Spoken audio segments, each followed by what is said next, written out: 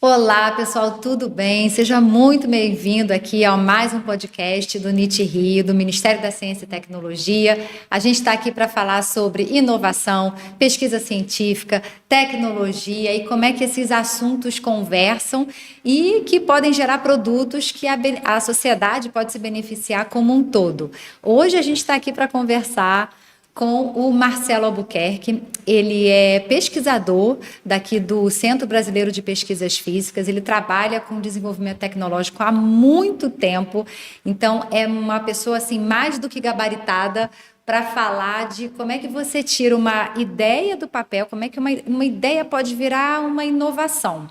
Então, é sobre esse assunto.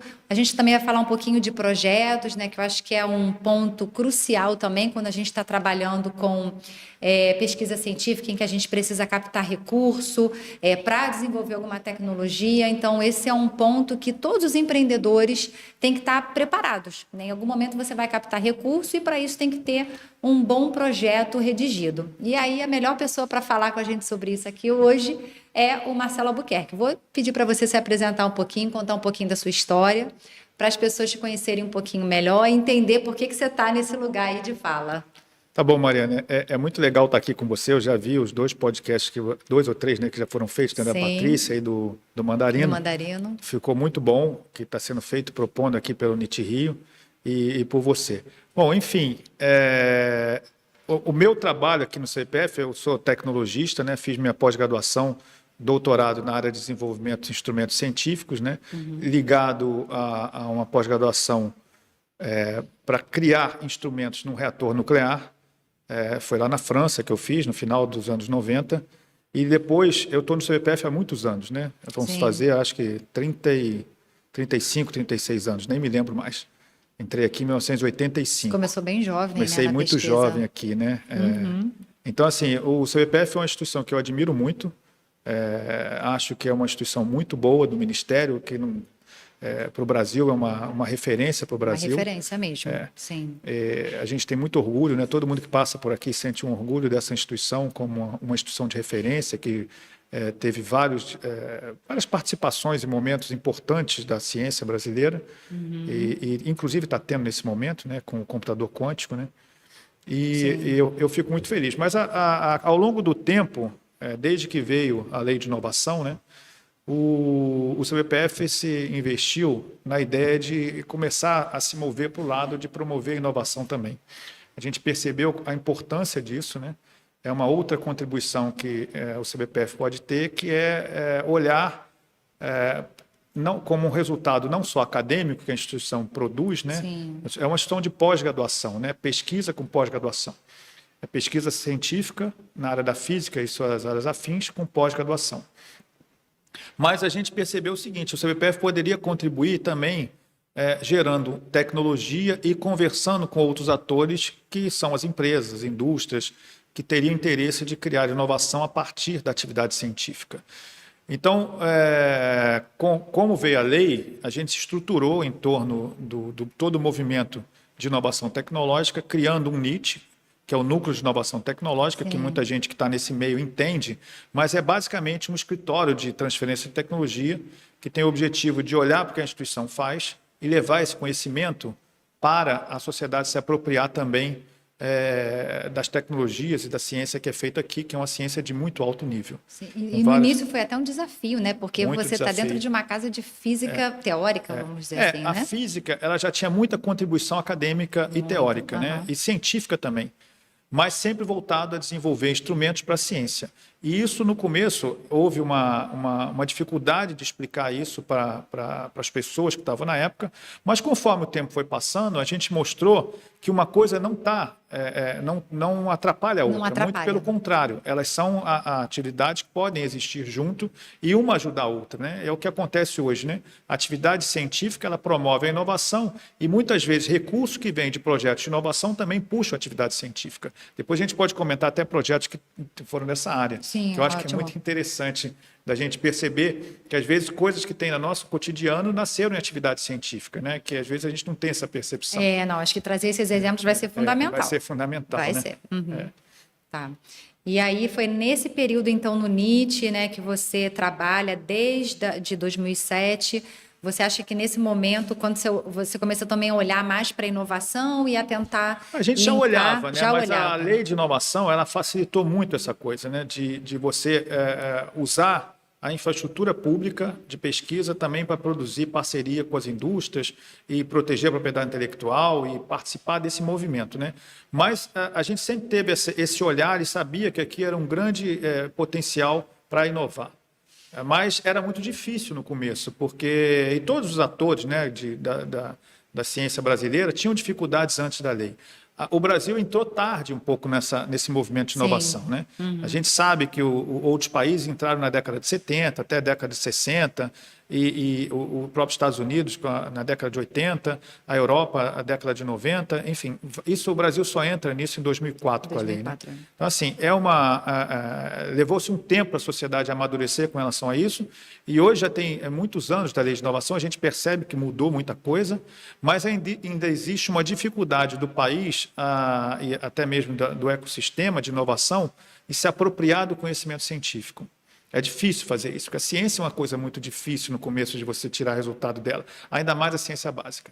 E isso a gente tem que... A gente está mudando, evidentemente, já tem resultados, mas eu acho que a gente pode ainda ir muito além disso. Acabei de sair de uma reunião agora, que a gente está aqui com investidores tentando descobrir potenciais investimentos no CBPF para transformar a pesquisa científica em negócio, entendeu? Então, assim, existe já essa percepção que a gente pode mudar isso a partir da ciência, né? Você mesmo tem feito um trabalho interessante aqui no NIT, que é promover a cultura empreendedora dentro dessas instituições, porque a gente sabe que tem muitos alunos aqui que têm várias competências acadêmicas e que eles podem ser desenvolvidos também competências de virarem empresários, né? Então, você tem dado, junto com o NIT, né, um treinamento ao pessoal para que eles se tornem empresários com um olhar a partir da ciência, né? O que o seu projeto acadêmico pode derivar em projetos de inovação, entendeu? Sim, sim. Isso aqui é difícil, né? Porque isso é um linguajar diferente, é uma forma diferente de pensar. Mas a gente tem feito isso, o trabalho do cientista empreendedor, né, que a gente chama, tem feito isso, eu acho que tá muito legal, né? A gente Acho que é bem bacana. Que tem ficado bacana, a gente tem visto várias pessoas que saíram daqui, voltaram a agradecer o conhecimento que tiveram, né? Dentro desse projeto de cientista empreendedor. O Ministério também já elogiou várias vezes essa iniciativa nossa. Sim. Então, assim, acho que a gente tem feito um bom trabalho, acho que começou em 2016, né? 2016. O projeto de cientista empreendedor, e está até hoje funcionando com altos e baixos, né? Porque isso é sempre normal dentro do nosso país, o investimento não é muito continuado. Mas a gente tem conseguido transformar isso com a ajuda do Ministério, da FAPERJ e de outras instituições que financiam a ciência brasileira também. Agora, Marcelo, uma curiosidade, assim, você tem um conhecimento científico, né? Você é doutor e tal. Como é que foi a sua primeira interação com a indústria? Assim, em que momento que você começou a interagir com eles? Foi você que foi buscar ou eles apareceram aqui? Como é que foi isso? Então, isso aconteceu muito cedo, nos anos 2000. A gente teve pessoas que vieram aqui, tentaram interagir com a instituição, mas a instituição não estava... Pessoas da empresa, pessoas da indústria, de empresas, uhum. Vieram aqui buscar o CBPF, mas era muito difícil naquele começo. O mecanismo de interação com esses dois mundos eram totalmente... Não estavam preparados, entendeu? Então, aquela iniciativa não foi muito feliz. A gente até tentou, mas a instituição não estava preparada, as questões jurídicas não estavam preparadas, não existia a lei de inovação. Eu diria que foi uma tentativa, porém foi uma tentativa... Eu costumo sempre dizer o seguinte, a gente não só fala do sucesso, a gente fala daqueles que foram tentados com sucesso, mas não houve sucesso, mas houve aprendizado. E o aprendizado ajuda você a construir os outros caminhos. A partir do momento que entra as cláusulas de investimento da própria Petrobras, a gente começa a interagir com uma indústria muito mais sólida que a Petrobras, né? E isso estrutura melhor o caminho da inovação aqui, porque a Petrobras é um grande ator de investimento na ciência brasileira com o viés de produzir tecnologia, né? Não produzir só a ciência, porque ela produz ciência também, mas o objetivo final é produzir tecnologia. E isso deu uma mudada radical na forma como o CBPF via, né? A criação do NIT, e começa a aparecer possibilidade de interação com indústrias, com empresas e principalmente, né, uma coisa que eu acho que é muito importante a gente entender, eu tenho sempre repetido isso, porque a lei de inovação, quando ela não veio para criar um ambiente empreendedor, ela não veio para criar transferência de tecnologia, ela veio para proteger a propriedade intelectual. Então, o objetivo principal da lei de inovação, que foi criada em 2004, era proteger a propriedade intelectual. Então, o NIT, quando ele é criado, naquela época, né, pensado e gerido lá pela lei, ele tinha esse papel, proteger a propriedade intelectual. Então, nós, como instituições, nos movimentamos muito para isso, porque havia uma crença em todos esses setores que a gente, protegendo a propriedade intelectual, seria natural você criar uma transferência do conhecimento para as indústrias. E isso não é assim. Hoje é muito claro que isso, e até depois, quando houve a expansão, né, a mudança da lei em 2018, com o marco legal, existe uma mudança completa no papel de um NIT, né? Mas, assim, o CBPF, com o seu NIT, ele promoveu isso muito bem. A proteção à propriedade intelectual hoje é uma coisa totalmente, como eu posso dizer, funciona, né? Ela funciona muito bem. A gente protege a propriedade intelectual, o pesquisador, um aluno, ele quer proteger em forma de patente, ou registro de software, ou modelo de utilidade, e a gente tem isso muito bem feito. Tudo funciona, as patentes estão todas registradas ou depositadas no INPI, né? Os ativos de propriedade intelectual. Então, assim, isso tudo funciona hoje. Então, isso foi para o primeiro movimento. Em 2018, quando existe essa expansão do NIT, né, como lei, isso agora nós estamos passando pelas mudanças que tem que acontecer. Aí você vai falar assim, pô, 2018 nós estamos em 2024, né? Mas, assim, precisa haver uma reformulação dos financiamentos dessas agências de inovação, dos NITs, para dar esse suporte. Porque você não consegue fazer essa mudança, da mesma forma que um NIT, quando ele começou, ele não era especializado em proteger a propriedade intelectual, mas ele foi muito cobrado para isso e foi muito cobrado também para fazer a transferência de tecnologia, mas ele não foi criado para isso. Mas aí o marco legal vem e muda isso para que acontecesse uma transição do papel do NIT. E a gente precisa hoje estruturar o NIT, o Ministério é consciente disso, tá? Não é uma coisa que não acontece, a gente já discutiu isso junto com o Ministério, com os outros atores, mas ainda precisa de uma ação de investimento nisso, para que haja uma mudança na forma de pensar nisso, né? O CBPF é um dos atores, mas tem vários atores, né? A gente costuma falar que é o Sistema Nacional de Ciência, Tecnologia e Inovação. Esse sistema tem que funcionar. O CBPF é parte dele, né? É uma parte dele, que são as unidades de pesquisa do Ministério da Ciência e Tecnologia, dentro do braço de ação do Ministério da Ciência e Tecnologia. Mas tem vários atores, né? Os bancos financiando, as universidades, as próprias empresas, as empresas, né? O eixo de inovação das empresas, que hoje existe um potencial de investimento por parte do agente público para fomentar isso. Tudo isso veio, mas aí isso tem que amadurecer ao longo do tempo. E vem amadurecendo. As próprias consultoria jurídica, a Advocacia Geral da União, tudo isso tem que entender como é que esse sistema funciona, para que a lei que exista seja realmente implementada ou praticada, né? A gente tem ajudado muito isso, tem feito várias reuniões com esses agentes, para eles entenderem e também ajudar a entender como é que essas pessoas, né, das outras instituições veem esse movimento, porque realmente é um movimento complexo, né? Que é um movimento onde o público se relaciona com o privado. Com o privado. Então, assim, você tem que ter regras claras, você tem que ter mecanismos claros para essa relação existir. A lei já diz como tem que fazer. A lei, os artigos da lei, eles já norteiam tudo isso, as políticas de inovação que a gente fez nas instituições já norteiam tudo isso. Mas agora os agentes têm que entender disso tudo. Muito do mecanismo da política de inovação, tudo isso já está construído. Agora outros ainda vão ser construídos, todas as portarias, e fazer com que isso tudo flua da melhor forma possível, né? Sim. Você falou muito da transferência de tecnologia no início, que realmente isso foi fomentado logo no começo da lei de inovação, mas você acha que assim a baixa taxa de sucesso da transferência tecnológica não está relacionada à qualidade do que está sendo protegido ali? Não diz respeito a isso, mas diz sim na desconexão que existia, que ainda existe talvez, entre a academia e o que o empresário busca, né? Então, você acha que também falta um pouco maior interesse do setor privado? Não estou falando das indústrias da ANP, porque elas têm ali a cláusula que precisa investir em P&D, mas das empresas em geral, empresas de tecnologia. Você acha que falta um pouquinho também desse conhecimento chegar até elas, do conhecimento científico e tal, para que elas se sintam assim com vontade de investir? Eu acho que o investimento ele vem naturalmente quando você se prepara para isso, entendeu? Porque o que eu penso sempre é o seguinte: as instituições, sejam elas públicas, privadas, têm uma espécie de um DNA, aquilo que ela foi criada, gerida e que ela é medida. Entendeu? O CBPF tem as suas métricas de medida que vai mudando ao longo do tempo, mas tem as suas métricas de medida. E as instituições, as empresas, todas têm as métricas. Então, quando você conversa, esses dois mundos são muito diferentes. Então, se você pega uma instituição ainda há 20 anos atrás, as métricas eram outras, as pessoas eram outras, o DNA era um pouco diferente.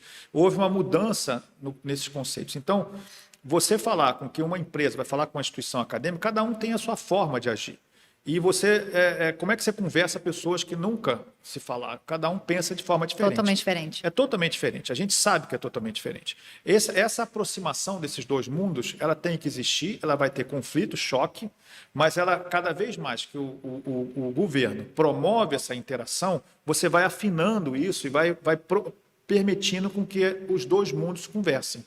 Esse é um papel estratégico do governo, a promoção dessa conexão entre esses dois mundos. Por quê? Porque aí você vai fazendo com que um lado mude, sendo adaptado, e vai se adequando às medidas de performance de um lado, e vai se adequando à medida de performance do outro lado, e isso vai gerar essa transferência. No começo isso era muito difícil. Por quê?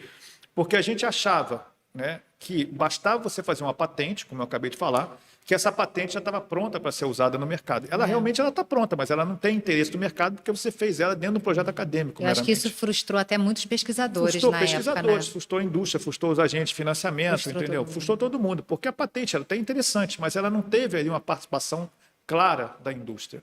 E assim, hoje não é mais assim que funciona. Você não faz uma patente só para fazer a patente. Você faz a patente desde com parceria com o setor de empresário, com a indústria, para que haja realmente uma conexão. E isso é que eu acho que mudou muito. Então, quando você fala, mas o mundo da pesquisa conversa com o mundo da empresa, hoje conversa muito melhor. Ainda tem muito a avançar, porque você tirar um produto da ciência e levar para a prateleira, como a gente fala, em todo lugar do mundo isso é difícil, não é só no Brasil. Não é. Em todo lugar do mundo isso não é uma coisa simples de fazer. E o papel, muitas vezes, dos agentes públicos é fazer com que isso aconteça o mais rápido possível. Levar da ciência para a indústria o mais rápido possível, entendeu? Por quê? Porque isso vai gerar riqueza a partir do momento que isso virar um produto econômico que gera uma sinergia de consumo. Sim. E aí movimenta a sociedade de alguma forma. E cada vez mais, se essa tecnologia é uma tecnologia importante, isso vai impactar mais gente, mais nações, mais países, mais outras indústrias. E eu acho que isso, um produto que vem da ciência tem um potencial enorme para isso. Sim. Porque normalmente são transformadores, são mais próximos de um produto ou de uma coisa disruptiva, que vai mudar completamente a forma como a gente vê, o impacto disso é muito maior. A gente percebe pouco isso, né? Mas eu costumo sempre brincar nas minhas apresentações dizendo que um computador é um produto científico. Eu já falei isso em outros momentos, mas o primeiro computador que foi feito no mundo foi para resolver um problema científico, não foi para resolver um problema da indústria, nem nada disso. Era para resolver um problema lá dos Estados Unidos, da Universidade de Harvard, e para resolver o problema da ciência, da física, inclusive. O camarada, que era um pesquisador, estava fazendo seu trabalho de tese, criou uma máquina para resolver o problema dele. E aquilo ali, uma empresa que viu aquilo como interesse, que foi a IBM, se apropriou disso, e isso virou um negócio, e revolucionou muita coisa. Então, assim, o computador já pressupõe que tinha um conhecimento científico anterior, porque já havia ali a ideia de fazer máquina, foi na década de 40, mas assim, começa a ter uma transformação ali com a chegada de transistores, né? Que são os semicondutores, na indústria de semicondutores, que revoluciona todas essas máquinas que a gente vê hoje. Hoje a gente tem o hábito de olhar um celular, isso é um computador. Sim, é verdade. E isso é um computador que é muito... Então, assim, começou lá com uma descoberta científica que transformou a nossa realidade. Então, quando você olha daqui para frente, o que você pode transformar disso para frente, o que está acontecendo hoje? Tem milhares de coisas dentro de um laboratório de pesquisa que pode ser um produto disruptivo para o futuro. As indústrias de outros países já perceberam isso e trabalham junto com a academia, tirando isso do potencial da ciência para levar isso para o mercado rapidamente, porque isso é uma corrida. Quem fizer isso primeiro se diferencia do seu concorrente. Sim, entendi. Então, as indústrias elas já sabem disso. Isso é que é difícil, né? Por quê? Porque os outros países, o financiamento para isso é muito claro. E muito mais. Muito maior. Fácil. Então, você talvez. pega um produto que está sendo desenvolvido, a indústria já está ali olhando para isso, e você dá aquilo ali, você faz coisas que muito promove na indústria até uma participação desse desafio, os desafios científicos. E é isso que a gente tem tentado muitas vezes fazer no CBPF, né?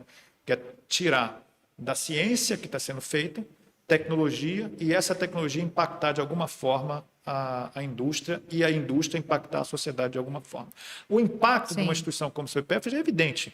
O CBPF produz teses de física dos mais altos níveis, né? E ótimos pesquisadores, nossos doutores. Mas assim, a produção acadêmica do CBPF é uma produção de primeiro nível. O CBPF tem a sua produtividade na melhor classificação aí das agências que medem o desempenho do CBPF, que é a CAPES, né? Então, isso já está mais do que consolidado.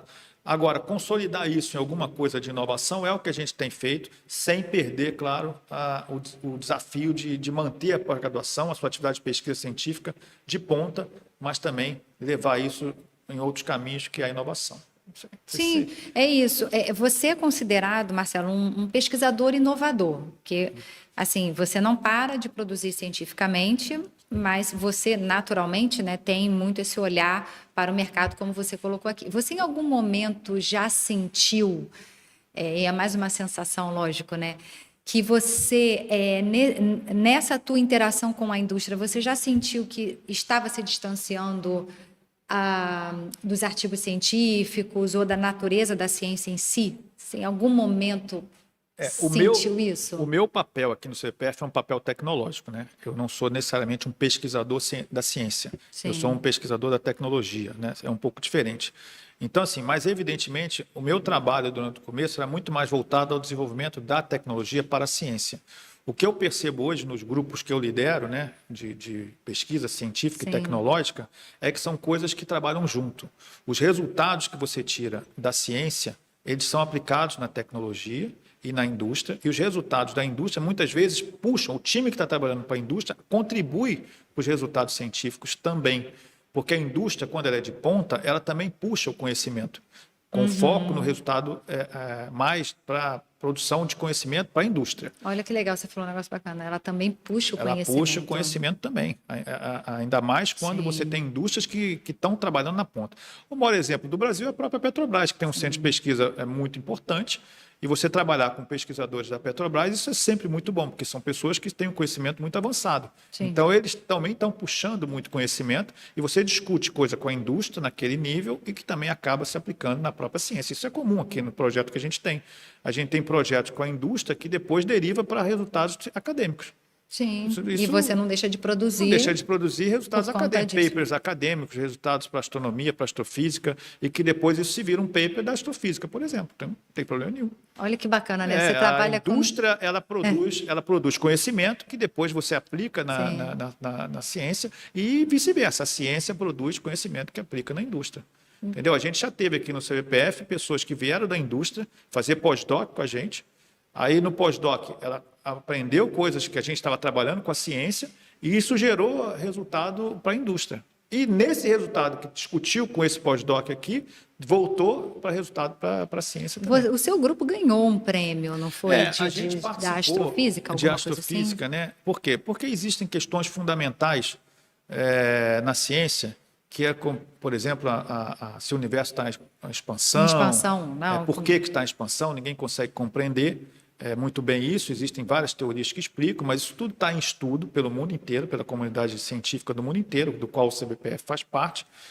Então, teve um desafio internacional que é semelhante a um hackathon. Não é bem um hackathon, mas a gente poderia dizer que é semelhante. Se coloca um desafio. Aí a universidade na Itália, a Universidade de Bolonha, colocou esse desafio em 2020, para um grupo de pesquisadores do mundo inteiro para descobrir onde estão os fenômenos que são conhecidos como lentes gravitacionais.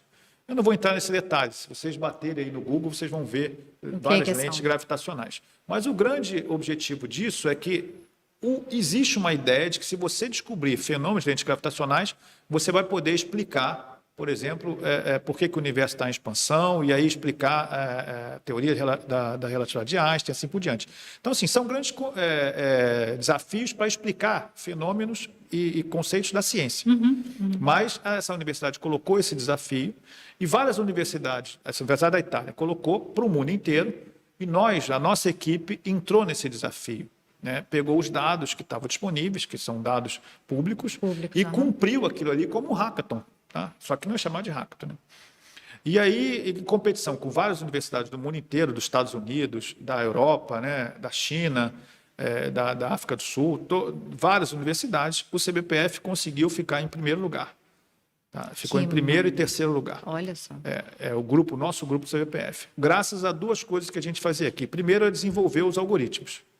E segundo, é otimizar a máquina para fazer esse estudo. A gente usou técnicas de inteligência artificial, que até então eram muito pouco utilizadas, foi em 2020, ou seja, estava no meio da pandemia ali, foi março de 2020 que estava fazendo isso.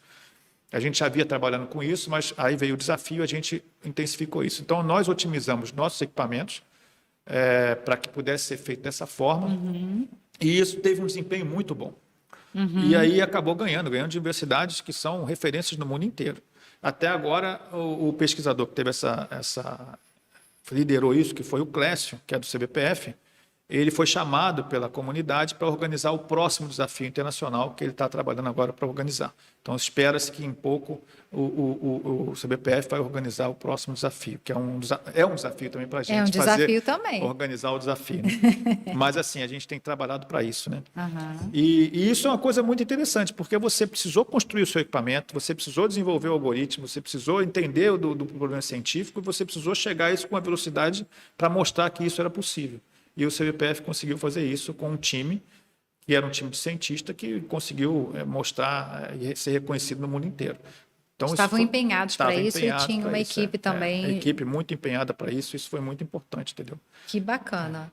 Eu acho que isso te deu mais gás ainda para você cada vez mais interagir com o mercado, né? E a gente estava conversando no outro dia sobre a questão da gente preparar muito bem os projetos, né? Quando a gente submete, por exemplo, uma agência de fomento.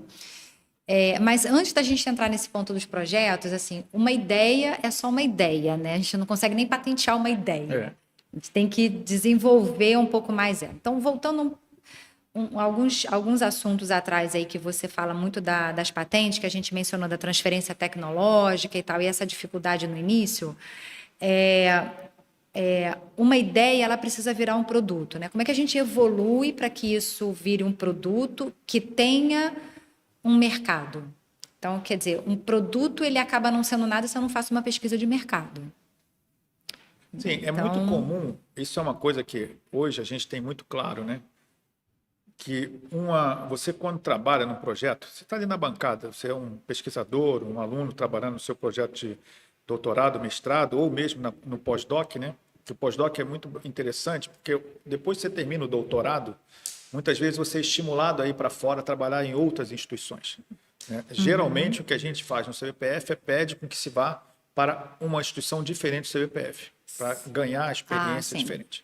Isso acontece no mundo inteiro. Né? O pós-doc seja feito fora da instituição onde você fez o doutorado, para ganhar outra vivência.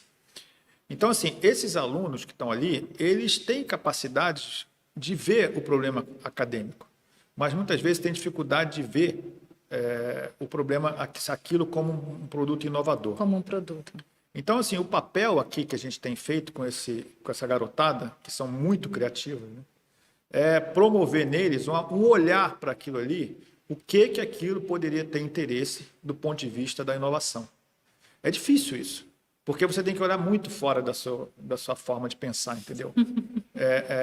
Você vai olhar e vai ver que aquilo não é tão imediato a aplicação, ou então você tem que mudar um pouquinho e você vê assim, se eu fizer essa mudança aqui, talvez eu atinja esse núcleo, esse conjunto de pessoas ali, ou aquele mercado. Mas mesmo assim você deveria fazer um estudo antes de tentar olhar qual é o produto que está aqui, mínimo, né? A gente sempre brinca que é o MVP. Sim.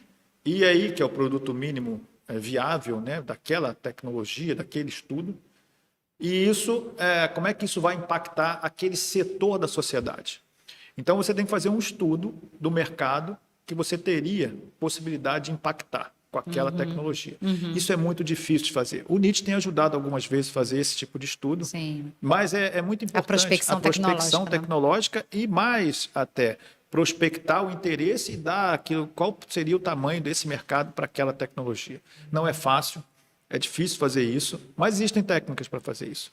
E isso, por si só, não resolve o problema, porque isso só vai dizer o potencial.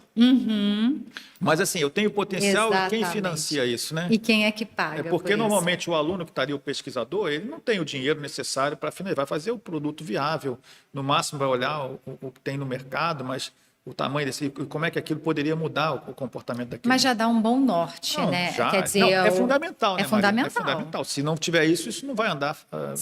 Se continuar só fazendo pesquisa em artigo científico, o pesquisador jamais vai conseguir entender não vai, o ele mercado. Vai continuar atingindo o interesse acadêmico, que é totalmente relevante.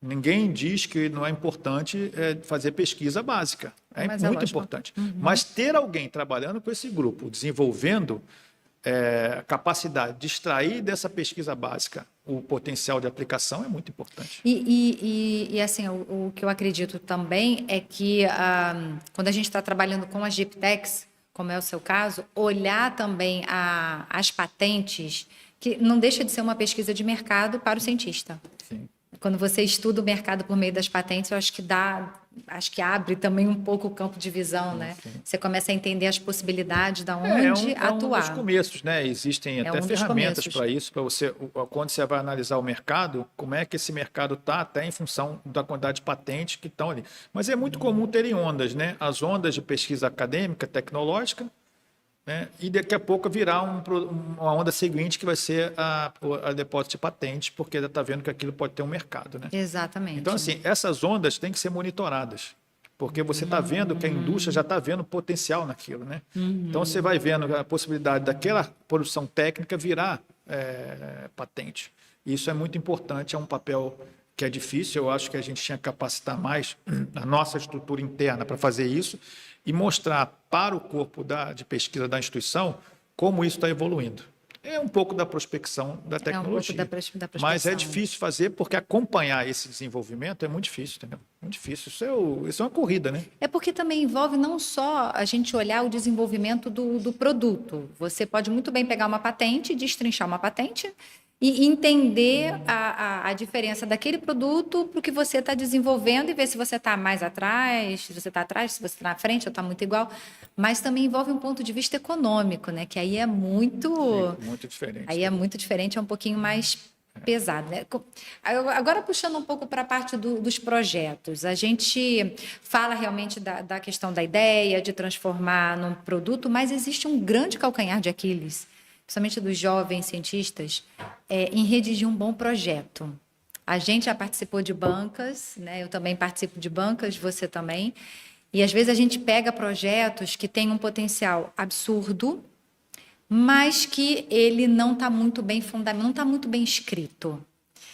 E aí, eu acho que a gente pode falar um pouquinho sobre isso agora. Porque o que a gente falou aqui? Você tem ali uma ideia inovadora, uma ideia com potencial de inovação ali na bancada, na sua pesquisa. Você tem uma possível avaliação de um mercado, mas agora, para você fazer isso dar certo, muitas vezes você vai passar por redigir um projeto que vai ter que ser financiado, esse projeto, de alguma forma. Existem várias agências de financiamento que financiam e fomento que vão financiar cada etapa dessa. Desde lá no começo, aquilo que é ainda apenas uma ideia, até o momento aquilo está mais estruturado, já pode ser quase um produto ou até mesmo um produto com mais solidez. Então, assim, essa transformação da ideia num projeto é que muitas vezes a gente tem que entender como é que faz isso. Porque você não vende nada para ninguém se não houver um projeto. Exato. E o projeto, ele não é um projeto que mal comparando, como se você fosse fazer uma comida de final de semana. Não é isso. Entender o projeto tem uma série de informações que você tem que ter para que você se candidatar nessas agências de financiamento. Até mesmo um projeto para se candidatar, participar de um projeto junto com os editais aí da ANP e da Petrobras, né? Essa dificuldade de fazer esses projetos, assim, evidentemente que o pesquisador, quando ele está na formação, ele aprende a fazer isso. Ele vai vendo, né? O aluno lá do doutorado está vendo o seu orientador fazendo projeto para angariar recurso das agências de fomento.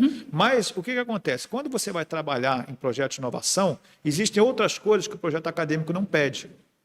Por exemplo, essa questão de mercado, de impactos econômicos. Essas questões, o projeto ele vai envolver ali, sim, um objetivo, uma justificativa, a metodologia, as atividades, as metas, né, os indicadores das metas. Meta e indicador. Metas e indicadores, tudo isso faz parte da elaboração de um projeto. Mas quando você também tem a forma de acompanhamento da gestão do projeto, né, quais são os interessados nesse projeto, se é interessado acadêmico, se é interessado das empresas. As entregas. As entregas estão ali, os objetivos gerais e objetivos específicos e as entregas de cada atividade, o que ela entrega. E no final, o que o projeto entrega ao final. Isso tudo é uma coisa que, se eu pudesse dizer para um aluno que está ali trabalhando na bancada, ele precisa entender como é que faz isso. Isso não é simples de fazer. Não é. Quer dizer, é claro que é mais simples fazer a pesquisa em si, mas muitas vezes ele não participa dessas discussões. Exato. E aí ele chega no final da tese dele, ele não tem a capacidade, ele vira um doutor ou um pós-doutor às vezes, mas não tem essa capacidade de fazer essa negociação de um projeto. Então é muito importante se formar nessa capacidade de preparar o projeto para submeter às agências de financiamento e que o projeto seja competitivo, né? Eu sempre brinco, né? Você já sabe que você trabalha comigo há algum tempo, que se é para entrar num projeto, você tem que entrar com vontade de ganhar o projeto. Não adianta você só competir. Vou entrar ali para fazer um projeto só para competir. Não. Você tem que entrar nesse projeto sabendo que você quer ganhar o projeto. Não existe outra chance. E como é que você faz isso? Você tem dois momentos, né? O momento onde você é a pessoa que está redigindo o projeto, então você redige ele, e você tira o boné de cara que vai submeter e bota o boné do avaliador do projeto. Você nunca avaliou um projeto, você já avaliou, mas a maior parte das pessoas nunca avaliou. O que você vai fazer? Agora eu vou pegar o boné do avaliador e vou fazer, eu vou avaliar o meu projeto. E se eu não estiver satisfeito com o meu projeto, pode ter certeza que nem o seu avaliador verdadeiro vai estar satisfeito. Então, você tem que ser muito criterioso, você tem que levar o texto que você produziu, tudo que está ali dentro, para você ser muito exigente com o que está escrito ali. E essa etapa é muito dura. Por quê? Porque você tem realmente que fazer o papel de um avaliador muito criterioso. Tem que fazer uma autocrítica. Mas é uma autocrítica muito feroz. Muito pesada. Muito pesada. Não é assim, você, não, mas está tudo bem, deixa isso aqui mesmo. Não pode deixar. O projeto é quase que o nível da perfeição, entendeu? Porque aí você garante que você fez o seu melhor, que não tinha como fazer melhor. Dá trabalho, é cansativo, é estressante, tem prazos, e isso faz com que muita gente, as pessoas acabam fazendo ele meio que não vou ao limite do que tem que ser. Então você acaba mandando um projeto que nem você confia no seu projeto. Então, como é que você não confia no projeto? Ou que você espera que o outro entenda. Que o outro entenda que você nem o que você quis colocar. Então, assim, essa questão da busca da excelência é uma coisa muito difícil, né? Porque uma instituição como o CBPF, que está sempre preocupado com essas questões da excelência, está sempre muito ligado em você fazer a coisa da melhor forma possível. Você está realmente comprometido. Mas é muito importante o aluno, o formando, o bolsista, o colaborador que está querendo aprender isso, entenda que tem um momento que você tem que fazer uma autoavaliação daquilo ali. E tem que ser cruel com você mesmo. Não adianta você falar assim, não, tá bom, não tá. Aonde eu posso melhorar? Aonde eu posso melhorar? Você tem que ir no seu limite. Uma instituição como o CBPF acaba ensinando a gente isso. Aonde está o limite? Você vai ter que ir lá. E é difícil, porque é mais ou menos como correr uma maratona, né? Todo mundo sabe, já tentou correr algum tipo de corrida, você corre os seus 5 quilômetros, mas você ir no limite é mais do que correr só 5 quilômetros, é você aonde você consegue ir no seu limite, né? Então, eu acho que isso é muito importante. Uma vez o meu orientador falou para mim... Fantástico isso. Você está falando aqui, aí, eu fico pensando assim, sabe, nas coisas que acontecem nos projetos que a gente redige, então a minha cabeça dá uma voada de vez em quando nesse sentido. Mas o meu orientador... que eu estudei fora do Brasil, ele sempre falou isso. O meu objetivo com você é levar você ao seu limite. Você vai chegar no momento que você não vai saber aonde mais você pode ir, porque você chegou no seu limite. É muito duro. Fantástico. É muito difícil, porque você realmente chegar no seu limite é quase que você correr e tropeçar. Dali você não pode passar.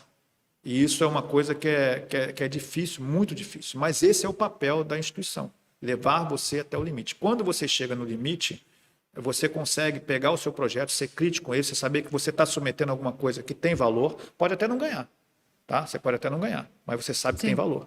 Tá? E aí o valor do seu projeto... Não foi porque estava mal escrito, não foi porque estava mal ou escrito, faltava informação. não foi por isso. Eu brinco muito porque é muito comum você vê alguns alunos que estão fazendo pós-graduação reclamarem que a banca criticou a bibliografia. Não sei se você já viu falar disso. Está criticando a bibliografia aqui. Por que está preocupado com a bibliografia? Por que a bibliografia? Porque você sabe muito bem que a bibliografia é a última coisa que se redige numa tese. A bibliografia, você faz tudo e você deixa por último a bibliografia. Sim. E se a bibliografia não está pronta, direito, é porque você não fez as outras coisas antes. Então, a bibliografia pronta é um indicador de que você não foi exigente o suficiente para a tese. Olha aí, pessoal, vocês peguem essa dica então, aí, assim, ó, fica ligado. Isso dá um indicador que o aluno não foi no limite dele. Tá? E aí já mostra por que os grandes pesquisadores se implicam um pouco com isso, porque querem que a seu desenvolvimento, ele vai olhar na tese como um todo. E vai olhar se a bibliografia está pronta. Se a bibliografia não está pronta, é um indicador que a tese não está boa, entendeu? Entendi. Não, entendi perfeitamente. Isso entendi. Por isso que a gente brinca dizendo isso. Mas, voltando para essa questão do projeto, quando você faz um bom projeto, seja ele para submeter para uma agência pública ou um órgão de financiamento privado, esse projeto vai ser avaliado por alguém. Normalmente, o órgão privado ainda tem um outro documento que você faz, que é uma espécie que serve lá para o pitch, né? Que é um resumo daquilo tudo que está ali. Né? A gente está acostumado a ver pitch quase sempre. Você vai num cinema, o que aparece antes de começar o filme? Um trailer, que não deixa de ser o pitch. O pitch. Todo mundo está começando com o pitch. Aquilo que você viu no trailer do cinema, que você viu antes, é que chama para você ver o filme. Sim. Se você não vê o trailer, ou então alguém vai falar para você, você viu, você vai buscar o trailer. O trailer é uma espécie de pitch. Sim. Porque ele te dá uma informação, o que você vai ver. E quando o trailer é bem feito, você fica motivado para ir ver o filme. Então, o trailer mais ou menos o pitch, é o trailer do que você vai ver no seu projeto. Se você faz um pitch ruim, eu nem vou ver o seu projeto. Porque eu já sei que o filme vai ser ruim porque eu vou lá ver. Sim. Então, é importante você prestar atenção, porque o órgão privado, ele tem uma forma de avaliar um pouquinho diferente. Ele vai querer um pitch, ele vai querer uma entrevista com você, ele vai querer ver se você realmente sabe daquilo, se você realmente redigiu aquele projeto, se você está consciente do que está sendo feito ali, das etapas, dos desafios que vão ter ali. Sim. Entendeu? Eu costumo sempre brincar e dizer o seguinte, cara, quando você faz um projeto, não faz um projeto com 1 milhão de atividades. Isso só vai fazer confusão na sua cabeça. Faz um projeto ali, divide o projeto em 3 etapas, né? Uma metodologia, por exemplo. Porque o grande negócio do projeto, você tem que entender, tem os objetivos específicos, mas quando você chega na metodologia, ali descreve o que você vai fazer. Essa descrição do que você vai fazer na metodologia, se você começar a destrinchar ela em 500 partes, ninguém entende o que está ali. Né? Nós, seres humanos, fomos mais ou menos preparados para dividir em 4. 5. Se você começa a dividir demais, aquilo você se perde nas divisões. Você não soube fazer a divisão. Então, a metodologia é mais ou menos uma divisão do que você vai fazer naquele projeto em 3 ou 4 partes. Se você dividir em 3 partes, você vai a parte 1, a parte 2, a parte 3. E para cada parte, você vai colocar as atividades. Normalmente, a metodologia é uma parte em sequência da outra parte. Faz a parte 1, depois faz a parte 2, depois faz a parte 3, e ao final você tem o resultado final. E você, em cada parte dessa, vai botar as atividades que estão relacionadas àquele desenvolvimento. E isso tem que estar muito claro. Então, quando você explicar o seu projeto no pitch, você não vai explicar as atividades, você vai explicar como você dividiu ele em 3 ou 4 partes. E aí você vai falar isso dentro de um contexto geral. Você vai dizer a justificativa e a forma como você vai resolver o problema, que é a metodologia. Existem várias formas de você resolver um problema, várias formas. E você tem que entender que o agente financiador vai usar, você quer resolver esse problema aqui. Como você quer resolver ele? Como é metodologia. Aí você vai falar, eu quero resolver com... Aí se você destrinchar ali 11, 15, 20, o cara fala assim, não, essa pessoa se perdeu aqui. Ela se perdeu completamente. Você tem, assim, a gente brinca, né, o pitch do elevador. Mas assim, como é que você vai explicar no pitch do elevador 11 etapas? 11, não dá. 20 etapas? Não tem como. Tem que ser muito Tem como. Aí sucinto. se você organizar bem, dividir em 3 ou 4 etapas e conseguir mostrar o objetivo de cada etapa, a pessoa começa a acreditar que você vai ser capaz de fazer aquele projeto. Sim. É claro que um projeto não termina aí. Para cada etapa você tem as ferramentas que você vai precisar. Então você vai ter que orçar as etapas, você vai ter gente e vai ter equipamento. E muitas vezes, como é um projeto científico, os equipamentos, parte deles serão importados. Né? E aí você vai ter que levar tempo para importar os equipamentos, tem que prever isso tudo dentro do projeto. Você vai fazer o cronograma para isso tudo. Para cada etapa vai ter as atividades e vão ter orçamentos associados a ela. Sim. E no final você tem uma lista ali de orçamentos que vão ser equipamentos nacionais, equipamentos importados, material, pessoas jurídicas que você vai contratar para fazer um determinado parte desse projeto, pessoas físicas que vão ser necessárias, obras se forem necessárias, né? Pagamento de diárias e passagens, se você for participar de algum congresso, e pessoas, né? Um projeto se faz com pessoas, não existe projeto sem pessoas. A gente sempre fala, e a maior parte do custo de um projeto são as pessoas. Pessoas consomem muita parte do recurso do projeto. Muita coisa. Eu ia falar exatamente isso. Você está falando do projeto, de todo o escopo, né, da gente pensar em todas as atividades, mas e a execução orçamentária disso? Pois que ainda isso daí é calcanhar de Aquiles. É um desafio. Quem está redigindo lá pode pensar apenas assim no desenvolvimento da tecnologia, mas como é que eu vou pagar as pessoas? Quem eu posso pagar? Eu quero trazer alguém para o projeto? Isso. Como é que faz a execução? Por exemplo, num projeto de 1 milhão, eu vou receber 1 milhão parcela única? Não, ele vai ser dividido ao longo de um ano. Isso vai estar dentro do seu projeto. Vamos supor que você dividiu ele em 3 etapas. A etapa 1 é no primeiro ano, a etapa 2 no segundo ano, a etapa 3 no terceiro ano. Então, o orçamento da etapa 1 vai te dizer quanto você vai receber para a execução daquela primeira etapa. Mas aí você tem que parar, ele tem que parar e pensar. Não, tudo isso é feito de uma forma muito organizada. O projeto, tem que organizar. E às vezes obra, você tem que prever que obra você vai fazer. Tudo isso, você faz uma previsão de tudo isso para colocar dentro do projeto. Isso tudo muitas vezes faz em um mês. Porque até lançar o edital e até você mandar o projeto, isso faz um mês. Então você tem que ter experiência nisso. Então eu sugiro, muitas vezes, quem está olhando a gente, participar dessas discussões junto com os pesquisadores que estão submetendo isso, porque isso aí não tem prazo. Não tem tempo. Não tem tempo. Não tem tempo. O prazo é muito curto, entendeu? Sim. Então, quando sai o edital, até a hora que você tem que estar quase tudo pronto. Você não vai, não, vou deixar para o último. Não consegue. Isso é uma coisa que eu discuto muito aqui com os meus colegas e alunos meus, é que a gente é muito educado na universidade e na escola brasileira a trabalhar e estudar para a prova. Isso aí é um problema seríssimo que a gente tem de entender que não é isso que importa. Né? Estudar para a prova dá a impressão que você fazer de última hora vai dar certo. E isso não dá certo. Nunca dá. Então, Dificilmente dá certo. Dificilmente. Nunca. Para mim, nunca deu certo. Esse é o que eu estava falando. É o projeto que não é competitivo. Você entrega qualquer coisa, você vai para casa e diz para sua mãe, hoje eu mandei um projeto. Sim, mas você não vai ganhar. Não vai ganhar, porque você fez ali uma coisa que a própria pessoa que vai olhar para você, isso aqui não tem condição. O orçamento foi mal feito, os objetivos foram mal feitos, a metodologia está mal feita, então isso não vai dar resultado. O orçamento mal feito é uma das coisas também que eu mais ouço, assim, quando eu participo, né, de banca de avaliação de projeto, assim, os avaliadores, por exemplo, de FINEP, questionarem. Caramba, esse orçamento aqui não faz sentido nenhum.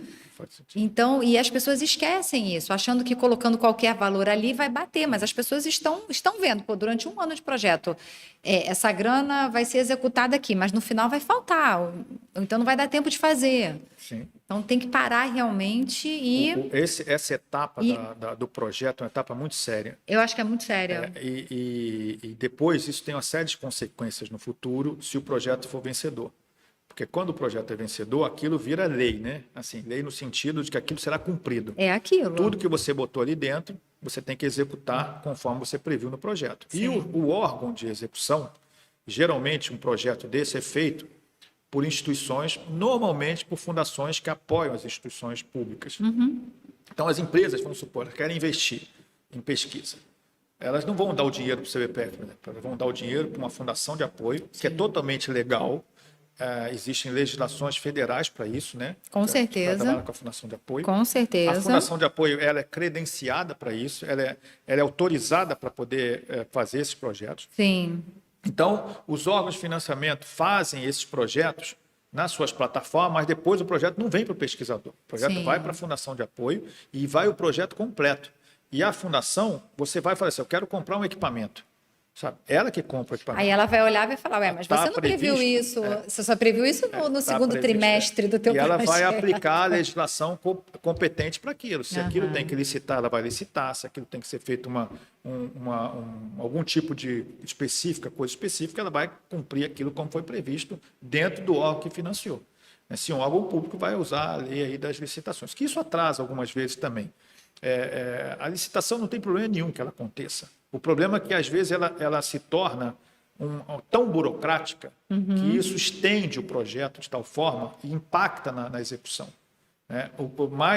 Por quê? Porque, muitas vezes, essas instituições estão tão sobrecarregadas que ela não consegue fazer as licitações no prazo hábil. E aí a licitação ela acaba levando muito tempo para preparar uma licitação e quando a licitação vai, tem muitos questionamentos jurídicos, não sei o quê, vai atrasando, e aí a coisa leva mais tempo. Que o projeto está parado, acaba... O projeto está parado. Quantas vezes acontece isso? Isso é muito ruim, sabia? Por quê? Porque você imagina, um projeto de pesquisa é um projeto de desafio. Você está aqui sendo desafiado a uma tecnologia de ponta e muitas vezes tem um cara ali no outro país, um chinês, um americano, fazendo igual você está fazendo. E lá, muitas vezes, o pesquisador tem uma autonomia muito maior do que aqui no Brasil. Então, ele praticamente decide sozinho. Eu vou comprar dessa empresa e é isso aí. O sistema confia nele como um cara que vai fazer a aplicação de recurso público da forma mais rápida para ter o impacto que aquela pesquisa deveria ter. Não é o impacto somente financeiro que interessa. Se eu comprei mais caro, é porque o pesquisador teve a capacidade de achar que era melhor pelo prazo que tinha. E eu não vou questionar ele. Não vou questionar ele, porque ele sabe o dever que ele tem perante a sociedade. É uma mentalidade bem diferente. Mas é completamente diferente. O que acontece aqui no nosso país? Você trava por uma regra burocrática que até é relevante, não digo que ela não é relevante, mas ela tem um impacto, porque você vai parar, o chinês, o americano vai chegar primeiro e você perdeu o seu diferencial competitivo. Já perdeu. Já perdeu. Assim, é como se não vai chegar pronto, entendeu? Os outros vão fazer na sua frente. A gente já melhorou muito nisso, tá? Nós já melhoramos muito nisso. Mas sabe aquela coisa de que você melhorou muito, mas os outros também melhoram?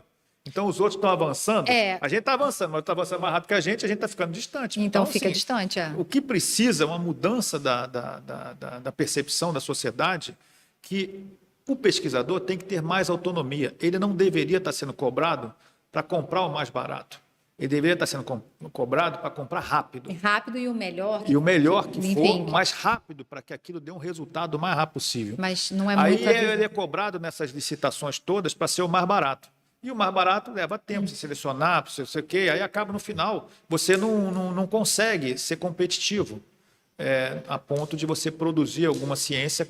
Quer dizer, não estou dizendo que o Brasil não consegue. Eu entendi. Mas ele leva muito mais tempo que a média dos países que são mais industrializados e mais eficientes. Acho que esse é um dos motivos também para a gente ficar tão atrás, vamos dizer assim. Não tenha dúvida, que isso é uma das grandes razões da burocracia. A gente entende, pelas quantidades de desvio, recurso público que a gente vê, o problema que é. Mas você deveria, de alguma forma, classificar ou as instituições, ou o pesquisador, dizer assim, esse cara aqui, ele tem a capacidade de fazer as escolhas independente dessas amarras. Né? Você classifica, por exemplo, o CBPF como uma instituição de excelência e então, ele pode comprar fora dessas amarras. Sim. Por quê? Porque aí você dá agilidade para a coisa, você não fica com um laboratório, como a gente está aqui, um ano parado por questões burocráticas de tramitação dentro dessas agências, né? Caramba, sim. Assim, é muito ruim ficar um ano parado, porque você perde os desafios que estão sendo discutidos na pesquisa. E, às vezes, aquilo que estava escrito no projeto já até perdeu o interesse, você tem que modernizar. E aí, como tudo é lento, aí você tem que pedir autorização para mudar o item. Aí mais demora para mudar o item. Isso acontece. Isso acontece. Ainda. E aí o gestor que está lá está sobrecarregado de todas essas demandas. De um monte de atrasos que deu, e ele está tendo que reautorizar o que ele já autorizou, e essas coisas vão assim, é uma bola de neve. E no final, fica aí esse sistema tendo que contratar um monte de gente para poder ver coisas que, se eles pudessem mais autonomia, as instituições de excelência, talvez a gente eliminasse a carga desse sistema e se a gente conseguisse fazer isso mais ágil e efetivamente contribuir para a competitividade da pesquisa. Né? Porque isso falta para a gente, essa competitividade de você chegar no momento certo com a pesquisa certa. Entendeu? Você passa muito tempo hoje respondendo questões, justificando por que você mudou isso, pedindo autorização para mudar aquele item, porque demorou e agora aquele item já não interessa mais, você tem que mudar para um item. Não vou comprar um negócio que envelheceu, tem que comprar um negócio novo, entendeu? É sempre duvidando, né, das coisas e do que é sendo... Agora, o que eu tiro dessa conversa que a gente teve hoje aqui? A gente falou um pouco de projetos, mas eu vejo muito que assim, a sua cabeça é muito preparada para a competitividade e para você trabalhar nessa coisa do limite. Sim. Né? Até o limite. Isso eu acho... Você trabalha comigo há algum tempo, você já viu como é que funciona. Eu estou acostumada. Você já viu como é que funciona. Mas, assim, é muito bom porque você está sempre preparado. Então, eu acho que a questão de você redigir um bom projeto, pelo que o Marcelo está falando aqui, que eu acho que você pode levar para a vida, você que está assistindo a gente, é pensar nesse ponto da competitividade e sempre pensar assim, eu estou no meu limite aqui, eu estou realmente fazendo o melhor, Mariana, neste projeto. Acho que, normalmente o que acontece não é eu estou no meu limite, é que você não sabe onde está o teu limite. Você não sabe. Ou então você nem sabe. É muito importante você trabalhar com outro tipo de pessoas que trabalham assim. Tem isso. Porque a gente tende a acreditar que aquele é o nosso limite. Isso passa... Eu também tive essa impressão. Você chega e fala assim, não, eu vou dar o meu melhor. Não. Você nem está dando, nem está perto. Nem está perto do seu melhor. Então, como é que você faz para dar o seu melhor? Você tem que trabalhar com pessoas que dão o melhor. Porque aí você vai sentir essa dificuldade. Você vai sentir a pressão, porque é uma pressão enorme, e muitas vezes você vai desenvolver essa competência de ir ao limite. E vai sofrer um pouco com isso também. Né? Não é um processo muito fácil. Não é fácil. Mas esse sofrimento, se você encontrar pessoas que são boas, o sofrimento não é ruim. Porque você vai chegar no limite, mas você não vai ultrapassar o limite, entendeu? Porque é aquela coisa do correr que eu estava falando. Se você cair, se machucar, aí você ultrapassou o limite. Mas você tem que aprender que você não corre uma maratona de um dia para o outro. De um dia para o outro. E é a mesma coisa na ciência. Você não participa desses projetos de científicos avançados de um dia para o outro. Você vai, aos pouquinhos, ganhando, até você ver que você está realmente participando disso da melhor forma possível. Eu acho que é isso que é o diferencial. Você, até a garotada que está vendo a gente aí, ou o pessoal que está vendo, muitas vezes a gente tem essa ilusão que a gente já está no nosso limite. E a gente não está. Na maior parte das vezes a gente não está. E trabalhar com o limite é muito difícil. E um bom exercício, eu acho que realmente você tem que se inserir em grupos que te estimulem, acho que é fundamental isso, mas sempre pensar também, uma outra frase que você falou aqui, é sempre pensar que tem alguém fazendo melhor do que eu e que com certeza está mais à frente do que eu.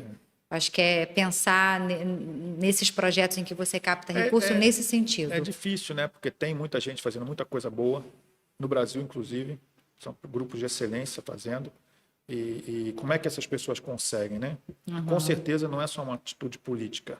A ciência, ela não é uma atitude política, é uma atitude competitiva para você fazer bons projetos. E tem muita gente boa trabalhando. E você tem que se inserir dentro dessas pessoas, entendeu? As pessoas, mas é porque aquilo ali ganhou porque fez um acordo com fulano, com fulano. Não é assim. Não é assim que acontece. É assim. Se existe isso é um percentual muito baixo. Uhum. A maior parte é competitivo mesmo. Entendeu? A maior parte é competitivo mesmo. E aí o dinheiro é pequeno, é pouco, e você tem que batalhar com pessoas, mas isso é em qualquer lugar do mundo, tá? Isso não é só no Brasil, não. No mundo inteiro você passa por seleção, processo de seleção, para poder competir, ter o dinheiro, o recurso que a sociedade vai colocar no seu projeto, acreditando que você vai dar um retorno para a sociedade. O empresário também faz isso também, né? Sim. O empresário, normalmente o que acontece? O setor público, ele tem o que a gente chama de recursos que não são reembolsáveis, né? Você pega dinheiro das agências de financiamento, seja do CNPq, da FINEP, da FAPERJ. Essas agências públicas, elas vão dar o dinheiro para você, para que você execute isso da melhor forma possível, mas ela não vai te cobrar esse dinheiro de volta. É um fundo perdido, vamos dizer assim. Uhum. Mas ela vai te cobrar o resultado. O resultado. E a comunidade também. Sim. A comunidade vai cobrar, porque você disse que aquilo teve resultado e você vai ter que mostrar para os agentes financiadores que aquilo teve resultado. Exatamente. Seja na apresentação, seja nos impactos que você colocou, mas ela não vai cobrar o dinheiro de volta. Quando você vai para o setor privado, já não é mais assim que funciona. Por que o setor privado está preocupado com o produto? Porque através do produto que ele vai retornar o investimento dele. Então ele está preocupado com o produto por causa disso, porque o setor público ele tem essa capacidade de tirar você do investimento dessa situação ou científica ou de inovação e levar você mais pronto para entregar isso para o setor privado. Isso no mundo inteiro é assim. Tirar a pessoa, fazer o trabalho difícil, que é tirar daquele conhecimento ou de nenhum conhecimento, até um conhecimento científico, do conhecimento científico até um conhecimento técnico, tecnológico, e daí para virar um produto, uma inovação.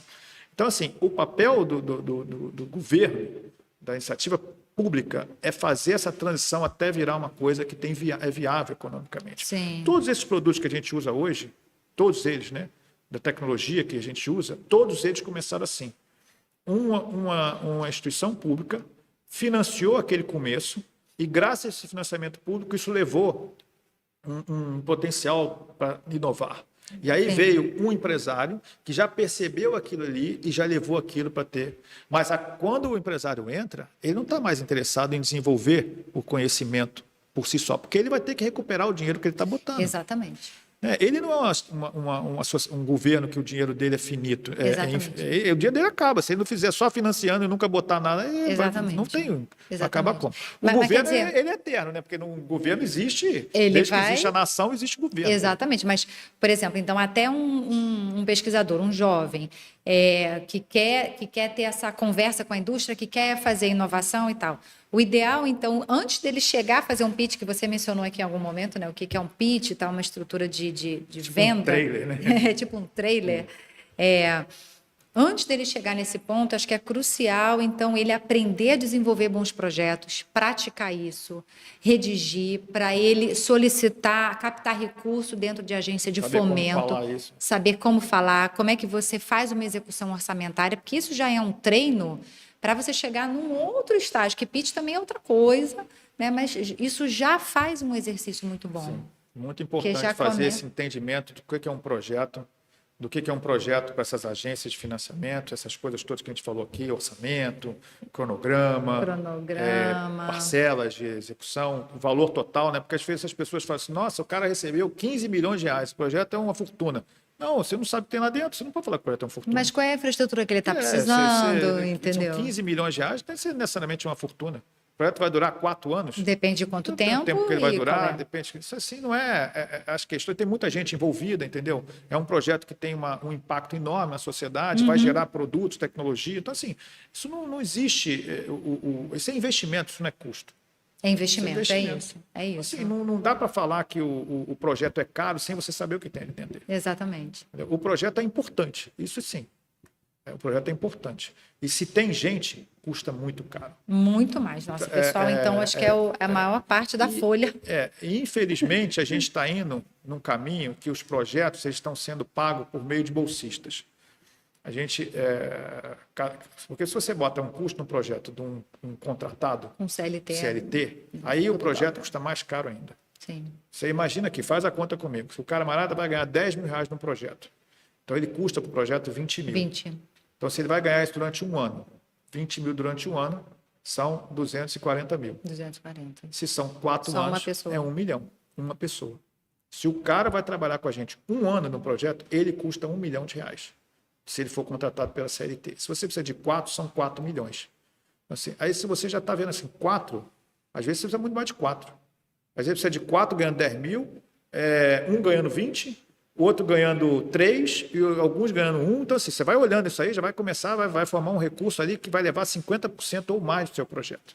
Mas aí você vai botar os bolsistas que vão vir, que o bolsista, esses custos sociais desaparecem. A gente tem uma impressão de que isso é bom. Né? Porque custa mais barato. Mas voltando sempre àquela coisa. Você perde a qualidade, porque essa pessoa que está com bolsa, infelizmente, muitas vezes acontece, dele estar sempre procurando oportunidades. Claro. Porque ele está sendo capacitado aqui como bolsa, ele não vê isso aqui como uma oportunidade, então ele vai fazer um concurso, ele vai passar por uma faculdade, ele vai ir para uma empresa, então assim, ele vai te largar na mão do caminho. Não necessariamente, tá? Não necessariamente, mas é uma trajetória que acontece muito. É muito arriscado. É muito arriscado. Então, para o projeto, você só ter bolsistas, isso dá uma insegurança ao projeto. Porque isso, com o tempo, isso pode acabar te deixando na mão e você não acabar conseguindo finalizar o projeto da forma como você previu, né? Então, mas o contratar como CLT, isso custa muito caro. Sim. E tem as questões também das leis trabalhistas, que a cada ano você tem que dar o dissídio. Então, se um camarada custa 10 mil, no segundo ano ele vai custar 10 mil mais 10%, vai custar 11. No segundo ano, no terceiro ano, vai custar 11 mil mais 10%, que vamos supor que a inflação gira em torno de 10%.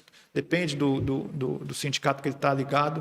Então, isso também tem a ver com o sindicato, que isso é uma dificuldade, que ele tem a ver com a área que ele vai trabalhar. Então, isso não é uma coisa muito simples. Geralmente, as fundações ajudam a gente nessas horas, a redigir essa parte, que é uma parte orçamentária, que tem a ver com as legislações trabalhistas.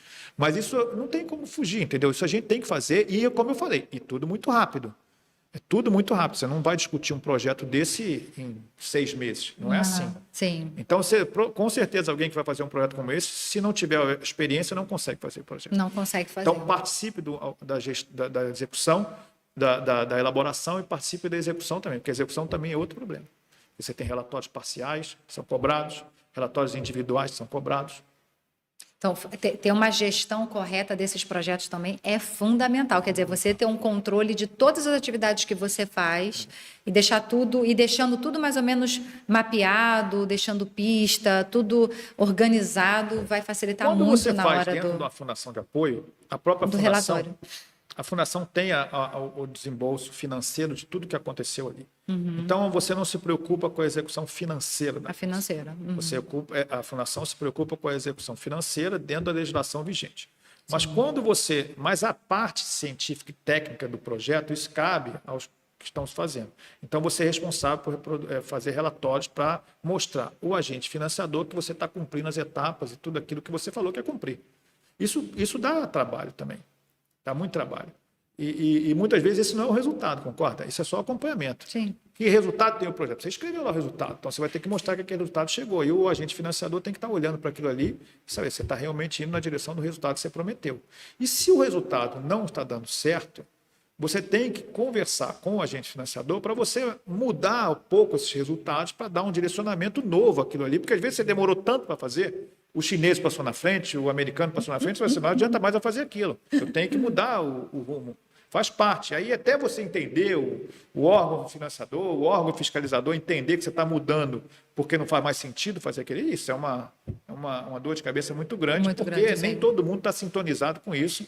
E aí você vê que o camarada que aprova viajou porque tirou férias, não tinha outro lugar, aí é uma confusão. Sim. Então, assim, é o nosso problema como sociedade que precisa ficar fiscalizando tudo pela insegurança que a gente já viveu no passado. É ruim, mas é assim que a gente vive. Enfim. Sim, sim. Infelizmente é isso aí. A gente percebe muito nessas horas por que a gente tem dificuldade em os projetos serem mais competitivos. Entendeu? Sim, envolve isso tudo sim. Marcelo, chefito, estamos chegando ao final da nossa conversa. É uma pena, a conversa está boa. Está muito boa, acho que... Eu espero que se deixar, isso aqui a gente fica 2, 3 horas, vai rolando. Assim, o objetivo é dar um panorama aí, né, Mariana? Dessa questão dos projetos. Não é fácil fazer projeto, porque as pessoas precisam entender isso, porque muitas vezes o aluno ele está lá executando, ele acha que aquilo está tudo certinho ali, né? Você não tem tudo uma coisa por trás, uma estrutura por trás, faz aquilo acontecer. Então, você perceber isso é muito importante. E saber que um projeto ele tem começo, meio e fim. E o fim do projeto, se você não preparar ele termina ali. Projetos na área científica e tecnológica, eles podem continuar, né? Porque isso, toda vez que chega um final do projeto, você abre perguntas para novos questionamentos. Novos questionamentos. Assim. E se você não fizer isso direito, você tem que estar preparado para lançar outros projetos que vão ser a continuidade daquele. E essas negociações também, seja com o setor público, setor privado, é muito difícil também. Sim. Porque aí é a hora do momento de você dizer assim, o projeto deu resultado. Mas aí a gente tem que se enfiar também nessas conversas aí, nesse jogo, né? É assim mesmo, entendeu? Não tem nada garantido. Nada garantido. Eu brinco que o garantido e o caprichoso é só lá em Parintins. Só lá em Parintins. Aqui não tem nada garantido, entendeu? A gente tem que não tá garantido e tem que fazer caprichoso. Tipo isso aí. Marcelo, muito obrigada. Acho que foram contribuições muito valiosas você trazer sua experiência, que você não só adquiriu aqui pelo seu tempo de pesquisa, mas também fora do Brasil, onde você também teve oportunidade assim, de estar com pessoas diferentes, que pensam diferente, e como é que elas poderiam te estimular você a ser melhor. Eu acho que você traz isso muito forte na sua bagagem, o que você aplica nos projetos e em todo mundo que trabalha com você, a gente sente isso também, né? Então, é muito bom. Obrigada por essa conversa. Nada, foi muito bom, Mariana. Obrigada. Pessoal, qualquer dúvida, novamente, que vocês tiverem, só mandar pergunta aqui no chat no YouTube ou então nas nossas redes sociais.